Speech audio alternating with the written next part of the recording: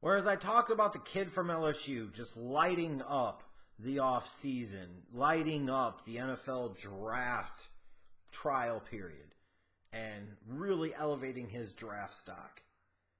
Then you get a guy like Auden Tate, and even though he's a monster, he runs almost a 4.7, and you wonder if that had the potential to send his stock absolutely plummeting. And the trick with a guy like Chark is it's easy to fall in love with the quickness and speed, but can the guy play?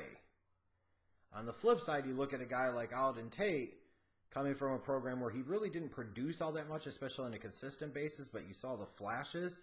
You have to sit there and say, did the combine lie, or was the combine the truth? Do you see enough on film to overlook the fact that this dude almost ran a tight end time, and really, honestly, did run a tight end time at 228 pounds? That's the question you have to answer. But when we look at Auden Tate, from Florida State, here's what stands out to me on film when I watch him. He is, as I referenced, a monster, an absolute monster. 6'5", 228 pounds. He's legit. He looks like freaking Megatron. Doesn't play like Megatron, but he looks like Megatron. The prototype of outside #1 wide receiver in the National Football League is Auden Tate. That right there will intrigue teams. That right there will get teams interested. That right there will get teams to overlook some other things because they say worst case scenario, he's a possession guy, he's a red zone target, he could be a security blanket type of dude for us, and he's a guy that can go make those tough contested catches at times that we need him. And since he's not as reliant on quickness and speed in his game can translate to domes, to outside grass, and everywhere in between. He also has the ability with that size, luckily for him, to make the tough and spectacular contested catches. Like when you talk about, you get a guy that's 6'5", you hope to God that he can high point the ball and adjust to the ball, work back to the ball, go win the 50-50 balls. He can do that. He can do that consistently. Like he is a guy that you would feel like day one in the league, if nothing else, you would use him in red zone situations to go up and get the ball on fades and on back shoulder throws. He might be a guy that you'd line up as like a second tight end close to the line of scrimmage. You could find ways to utilize him in the red zone is the way it would feel, if nothing else right away. He also has, again, because of that size, a massive catch radius. And on top of that, like I mentioned in reference to, he's able to adjust to the ball. He's great at high pointing it. He's one of the best at that in this draft class, as he should be at 6'5", 228. But at least he does. We see big, tall wide receivers that aren't great at high pointing, that aren't great at adjusting the ball, aren't great at using their body to be able to get that little bit of a window. Tate is better. He is good enough in those areas to have a chance. And he also, unlike a lot of the wide receivers in this class, doesn't struggle to be nearly as much beating press coverage. He's able to use his body to create some space. He's not going to be a guy that's pushed around. Ooh, a corner 6 foot, 190 pounds. Watch the hell out now. And watch as the Tate tank fucking bowls him over. I mean, he's going to go into most situations. Like, even if you think about a great press man outside cover corner like Richard Sherman, who's what, 6'1", 6'2", maybe 200, 205 pounds. Tate's got a couple of inches and 20, 25 pounds on dude. I mean, that's insane.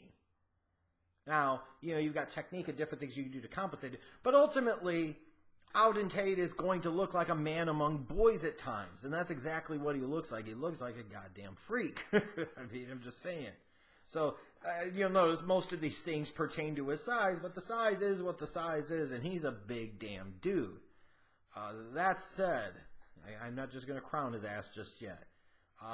One thing I don't like is there always seemed to be something with him. He was always either hurt or had some type of little injury, some type of nagging injury. Doesn't do any good if you have a ton of potential and you can't stay healthy on the football field or you can't finish games consistently. So to me, that's a concern for Auden Tate, is the fact that he had these little things, these different things that always seem to come up. He's not very quick or fast. His 40 time at the combine is a concern. There's no question. You're running barely sub 4.7 in freaking shorts and a tight shirt. Now, I will say that I did not fully see a 4.7 coming at the combine. I thought he was closer to a 4.58 to 4.6 flat guy. So I feel like it could have been he trained poorly for the combine. He was prepared poorly for the combine, and it reflected in his 40 time. And sometimes there's a thing, too, about track speed versus football speed. Like Larry Fitzgerald was a 4.6 40 guy coming out of Pittsburgh. But you saw in that Super Bowl against Pittsburgh, when he caught that slant in the fourth quarter and he takes up the middle of the field, I don't know if Deion Sanders was going to catch him. Now, maybe I'm exaggerating a little bit, but the point I'm getting at is he's pulling away from people. He had 4.35 football speed. Might have ran 4.6 in shorts and a shirt, but in pads, he ran like he was a 4.35, especially in that situation. The point I'm getting at is Jerry Rice is another guy. He didn't have Randy Moss type of speed, but he was a tremendous deep threat, dangerous as hell after the catch. Between 15 to 35, 40 yards, he was as fast as just about anybody because, again, it was about football speed. So I think Tate's football speed is better than his real-life track speed. So I can overlook that, even though that 40 time will be concerning to some teams, and I understand. Because if the dude's running 4.7, you wonder if he's going to be able to separate on anybody and whether or not you might have to convert him to tight end. And there still might be some teams that look at him and say, man, you put on 15, 20 pounds, you could be a really athletic tight end. Not much make you miss after the catch. He can run through some people, that's for sure, because, again, he's a big dude, which may lead to a couple of teams thinking about him at tight end long term. But he's not going to make a bunch of people miss in the open field. So it's kind of one of those things. He could have trouble getting separation at times. I mean, that's a concern of mine, is that I worry with the lack of real quickness and speed. Is he going to be a guy that always struggles to separate? Is he going to be a guy that has to live on the contested, difficult catch? And those guys at times, when they're on and they're good, like an Alshon Jeffrey as an example, they can be really, really, really, really good. And when they're not on point, they can be taken completely out of the equation. Alshon Jeffrey, Kelvin Benjamin, guys like that. In terms of my NFL comparison for Tate, I look at guys like maybe Allen Hurns, even though Allen Hurns I feel like is a little bit faster. Maybe a guy like Kelvin Benjamin, not trying to be lazy just because of Florida State connection, but Kelvin Benjamin was a big dude coming out. You know, he was 6'5". What the hell was he? 230, 240 damn pounds. A guy a little bit quicker, a little bit faster, but made his living a similar type of way to what Tate had to do.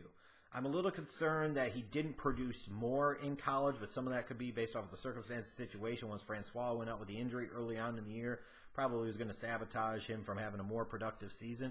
But there is definite upside here to me. I've got a third-round grade on him, I know, but I feel like there's upside. How much upside, I'm not really sure. Tate could be one of those guys that goes still in day 2 and you don't hear anything about ever again. That's very possible. He's also a guy that a team could get and potentially think about converting to tight end. And I don't think that's outside of the realm of possibility. And if he did, he could potentially be dangerous there. Because that 4.68 40 translates a whole hell of a lot better at tight end than it does as an outside wide receiver. But he also could become that jump ball, contested catch, red zone type of guy that could make a nice living in the league. Like I said, I've got a third-round pick on him. I was hoping the grade was going to be a little bit higher because at times I watch him and I'm like, man, he feels like he could be a stud. And then there are other times I'm like, ugh, not if he can never get open. That's ultimately going to be the question with him. Can he get open enough or not? If he can, he could be a beast. If he can't, we'll hardly ever talk about him ever again.